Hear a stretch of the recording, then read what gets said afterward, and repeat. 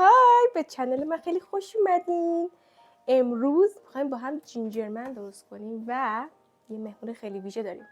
تشریف بیارین. سلام سلام سلام سلام سلام 1300 سلام.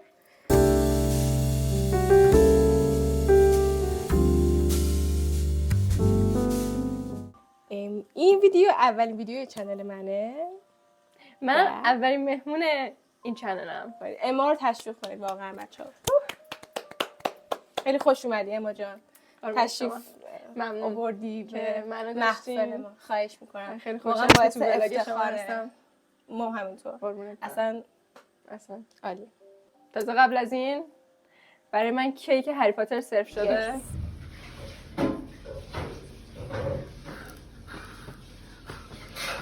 مبارکه. و لازانیا. لازانیا. آره. لازانیا. اگه خواستین دوست داشتین میتونه ویدیو لازانیا هم هم بذاره. چون واقعا خوب بود. ببین دیگه وقتی اما تایید کنه تموم ماجرا. It's cook. خب از اونجایی که درست کردن خمیر جینجرمن یه مقداری زمان بره و بعد استراحت میکرد حتما حداقل 4 ساعت، من دیروز اینو درست کردم و حتما رسیپیشو توی کپشن براتون میذارم که شما درست کنین. الان هم میخوایم با هم رولش کنیم با این قالبایی که با این پارچمنت پیپر در آوردیم، اینجوری کات بزنیمشون و بذاریمشون توی فر که بپزن. پلن اینه. اولین کاری که باید بکنیم خیلی مهمه که آستینا رو بدیم بالا و بچه‌ها توجه کنید که حتما این باید سرد باشه. اگه یه ذره گرم شد و دیدین داره شل میشه، آره سریع باید بره توی یخچال. کل سطح کار رو باید خیلی خیلی خوب آرد پاشی کنیم که نچسبه. یک عالمه خیلی زیاد بزنید. آردی کاملا آردی. گزه جینجرمن آردی میخوایم. میخوای با چاقو چیزش کنم؟ به آردی به اینم چسبیده؟ نه چسبیده. نه نایس خوبه. اوکی.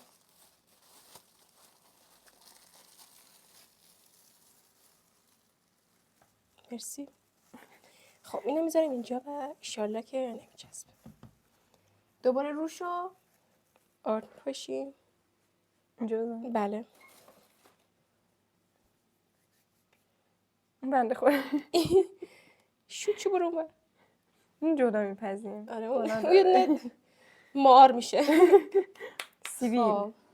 برای سیبیل های نایس سیبیل. شروع کنیم به رول کردنش. چون نمیدونم شما سیبیل میبینینش یا نه ولی برای من سیبیل درست کنین. Yes. کریسمسه. It's a beginning like Christmas. قطری که مد نظرمونه فکر میکنم تقریبا باید 8 میلیمتر باشه. فکر کنم 8 نمیدونم. مطمئن نیستم. حالا ما 8 میگیریم ببینیم چی میشه. آها یه چیزی که مهمه که این نچسبه، چون این خیلی راحت میچسبه. فکر نمی‌کنم با این حجم آردی که پاشید همون اینقدر که من اتفاقی براش میفته. اصلا اتفاقی نمیفته. خب جینجرمنمون داریم اینجا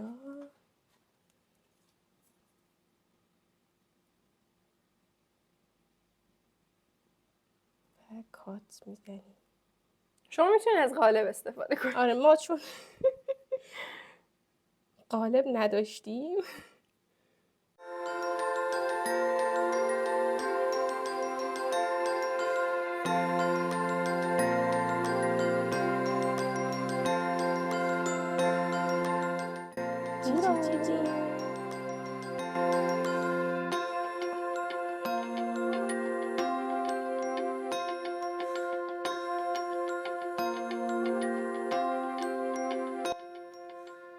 مرد زنجبیلی. چقدر داغونه. مرد داغون. ما رفتیم ظرف آوردیم که کوکی‌ها رو بذاریم توش خب که دوباره مجبور نشیم شرحشون کنیم. اینجوری من شد. خونه رو میذارم.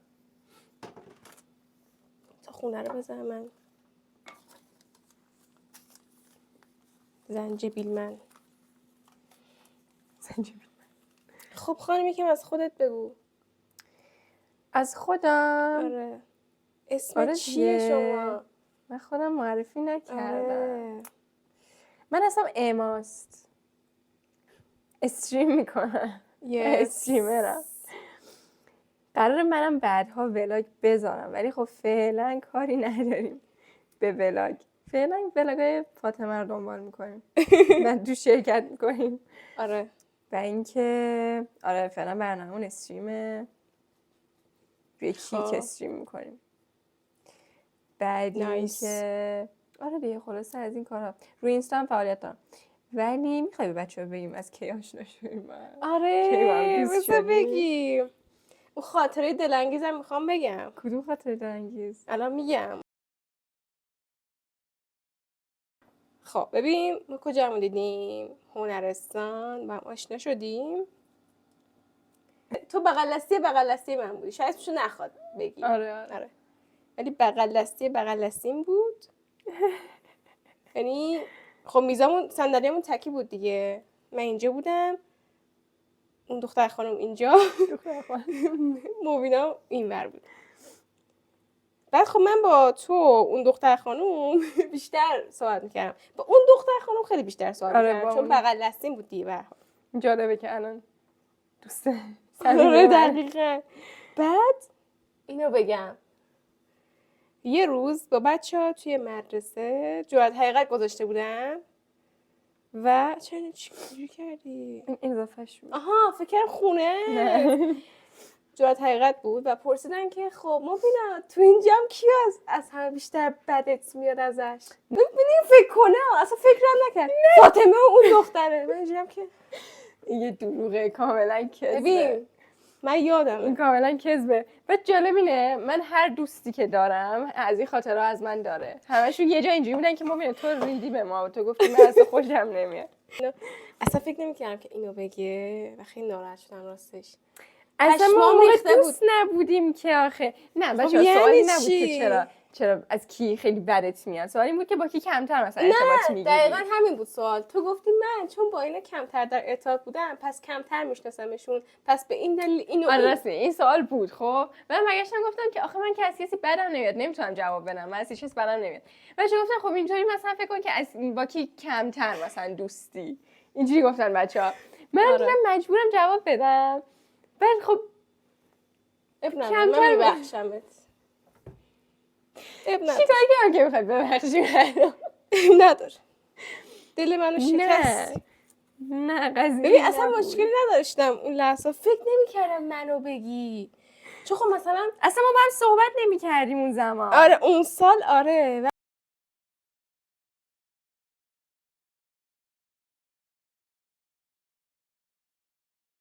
ببین الان عقده شده برای عقل الانم برگردم همونا رو میگم. بابا عیب نداره. خب واقعا همو نمیشناختیم اون موقع اصلا. آره. من شوخی میکنم. بچه این الان داره میگه ولی الان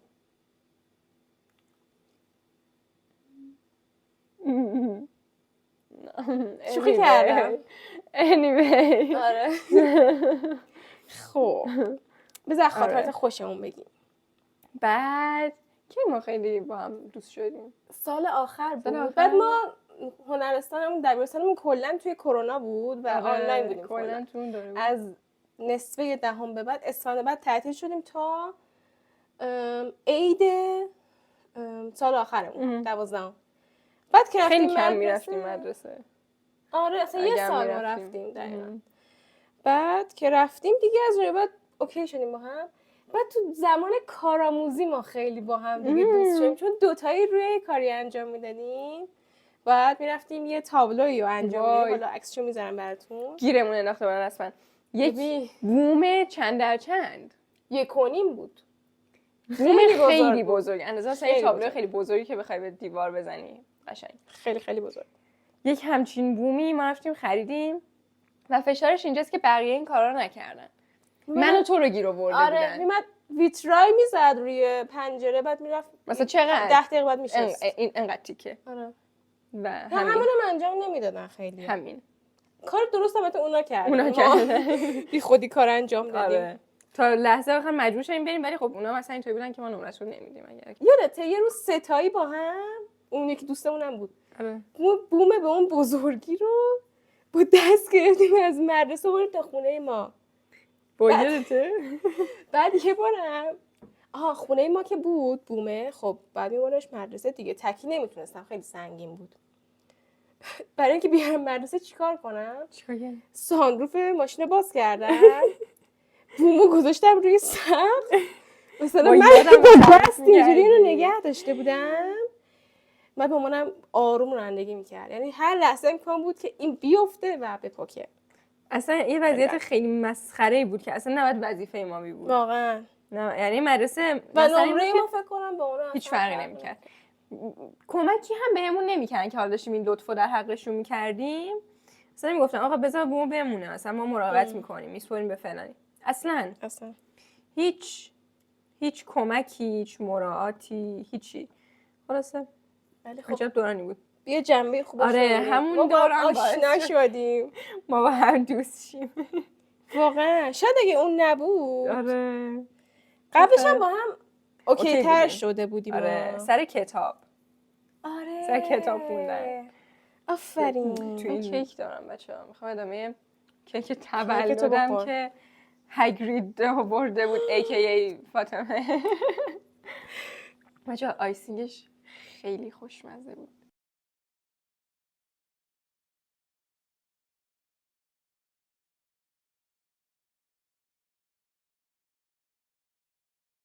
خب اینجوری شد. نیفت. اینجوری شد. الان میذاریمش توی فر به مدت 10 دقیقه و بعدش شروع کنیم به درست کردن آیسینگش. Let's cook.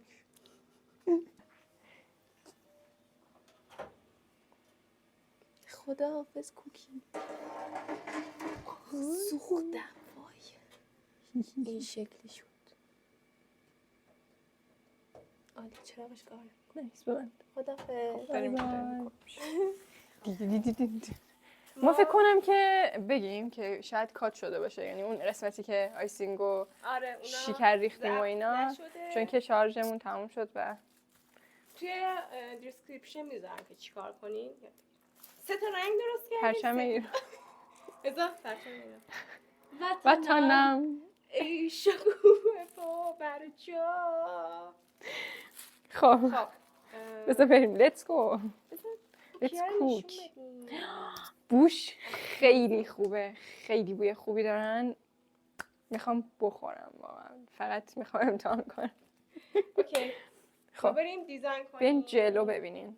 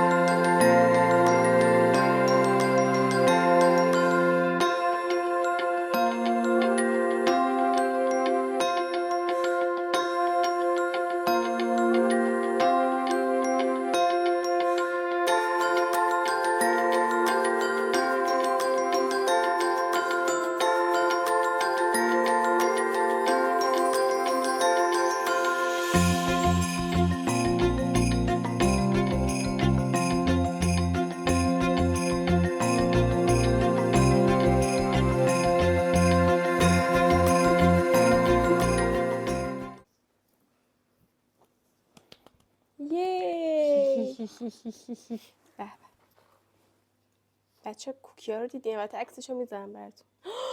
بچه اینا چیزن؟ کاپلن. کاپل ساحلی با بیکینی. واقعا که باید خیلی وای خیلی خره. جدی خیلی خوبه. نه این اصلاحای کم زنگ رنگ ببینم. تره، تو اینو بخور. نه من پررنگ میخوام. کافئین لازم دارم. مطمئنی؟ اوکی. بچه این ماگر مبینه برام خریده. خشم. خیلی خره. وای اونش یادم بیاد. چون نذار جنس جا گذاشته. باید بزنین نشون برم پس دیگه. نشون میدی؟ بچه ها زیباترین هدیه‌ای که تا الان گرفتم. شاید فکر کنین الان این یک ماگ مکعبی نرماله، ولی وقتی بچرخ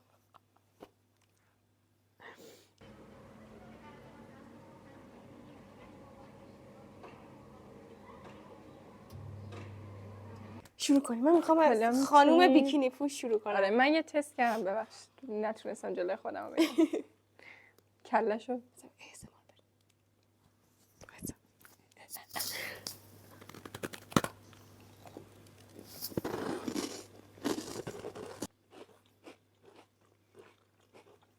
ولی خوشمزه، خیلی خوشمزه شده. بذاره فقط خیلی پخت ولی it's okay. مثلا این کمتر میپخت بهتر. خیلی دوستش دارم. 2 دقیقه. خیلی خره. خیلی خیلی احمقه. کله‌شو بخورم.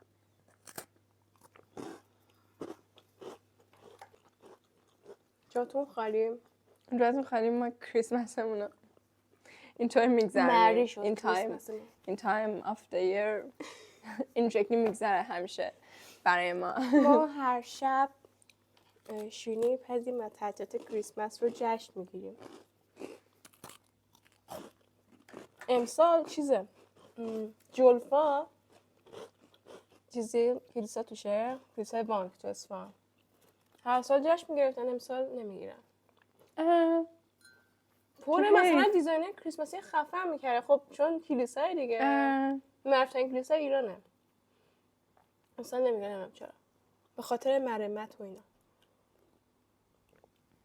نشینه بودم تا حالا. آره منم تو اینستا دیدم. نرفتی تا حالا؟ اصلا کلیسا نرفتم تا حالا. کلیسا نرفتی؟ من رفتم. تو خودش نمیذاشتن اونجا که میرن دعا میکنن. یک کلیسای جدایی بود. این که نیمکت و اینو داره؟ نیمکت داشت ولی تو اونجا فکر کنم نمیان دعا کنن. کلیسای بانک همون که کمادال ملک نقاشیشو کشیده. خیلی اسمش آشناه. آره اگه ببینم احتمالاً میشه. ببین نقاشیش کپی همونه. اصلا فرقی نمیکنه ها. انگار عکسه. لیترالی عکس. من اینجوری بودم مگه میشه اینقدر یادم شبیه بکشه؟ باید خیلی دوست دارم. خیلی دوست دارم ببینم. به نظر باز میشه دوباره؟ بکنم باز کنم. امیدوارم.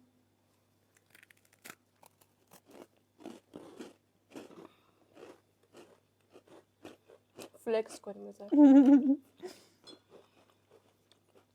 خوشمزه. خیلی خوشمزه است.